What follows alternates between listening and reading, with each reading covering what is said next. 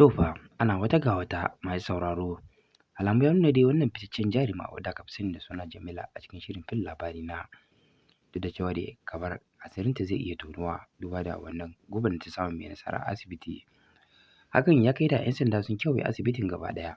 Ana gayyatar su jarumai dai guda uku tare da ita Jamilan karan kanta da kuma kanin mai nasara yaron Malam kenan tare da kuma likitan da ya sa masa ruwa duba da cewa ana zargin su gaba ɗaya. To amma alamu dai ya nuna dai gaskiya likita ya yi escape duba da tambayoyin da aka masa kamar yadda 'yan sandan da aka sa su a cikin wannan fim na shirin fim labari na gaskiya kuma 'yan sanda ne wadda suke abu tamkar da gaske kuma gaskiya an sanana bincike wadda a yanzu hakan ake kan ci gaba a zahirance a kuma kasashen Najeriya da an samu ci gaba da dama.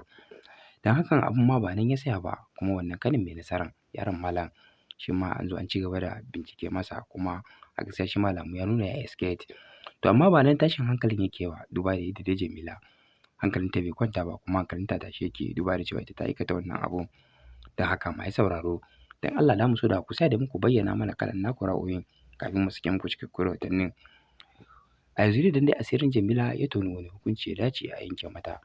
Shin cewa a bata ne ta ci gaba da rayuwa haka kawai a bata da iya jarabtan da Ubangiji ya mata kuma tare da burinta ya kasa cika ko kuma dai a'a ya kamata je a yanke mata hukunci daidai da abin da ta aikata.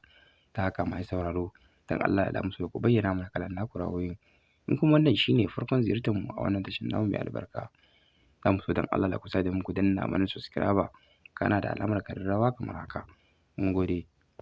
To mai sauraro cikakkun rahotannin namu dai kamar haka a game da wannan jarima Jamila.